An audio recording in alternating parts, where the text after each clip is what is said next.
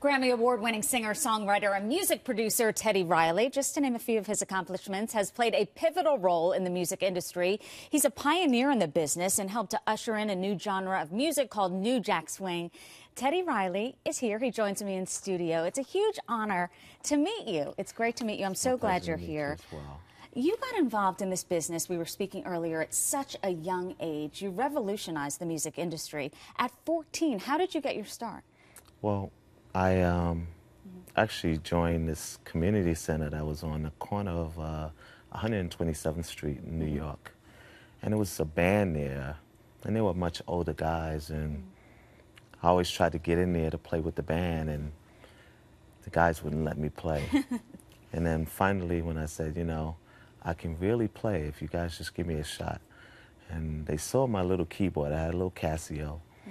And they said, if you can't play, we're going to take your Casio. Wow, that's a tough proposition. So it's like, you know, in New York, you got to really toughen up. And, you know, I went in there and I showed them that I can play. They had a keyboard there that was bigger than my Casio. And they played some top 40 songs, and, you know, Earth, Wind & Fire type stuff. Yeah. And I'm 14 years old, and I know mostly everything. I'm like, okay. So the drummer started counting off, and I started playing, and they were like, wow, he knows how to play. So they let you keep it, the keyboard? And they let me come down and play with the band, and that's how I joined that band. The name of the band is called Climax. We had to change the name to Total Climax because of the group Climax. The old group, back then, there was a group called Climax, spelled with a K. So we called it Total Climax, and we did a lot of performing in the circuit, like the New York circuit. Yeah. And then as we did that, I kind of got used to being on stage and, you know, playing with the band. A lot of kids who need guidance, and when you were 14, you got a couple breaks, your uncle helped you. What do you say to kids? What advice do you have if they want to get in the business, and what have you done to help kids? Well, I have a lot of kids as interns. They would come or just have them come to the studio, and you know, it's better to be hands-on and be in the spot, being a sponge, more or less, than you go to a school and they teach you the fundamentals and you're reading the books and you still don't know. So usually I'll have kids come in, and we're looking at developing a place here to actually do that, where kids can come and see real producers, and the producers and writers and everybody work in a workshop.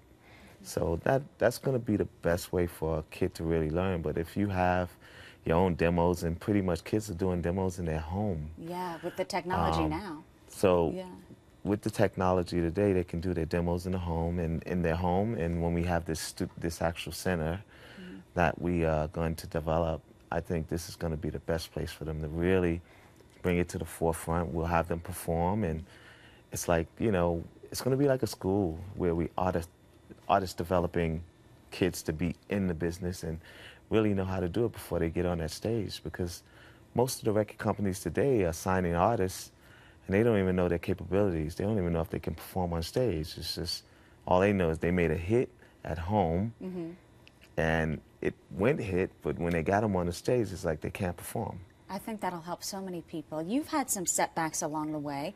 What do you tell kids who may think, okay, I'm discouraged by this or that? What advice do you have for them? Well, the only thing I can tell them is just don't stop.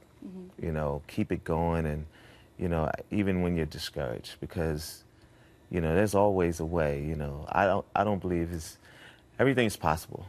I just don't believe that, you know, you can be stuck or get writer's block. You know, it's going to come around. It's just the brain or the inspiration, everything is tired at the moment. And to bring it back, you just sit back and it's going to come to you. Yeah, one door closes, another one opens.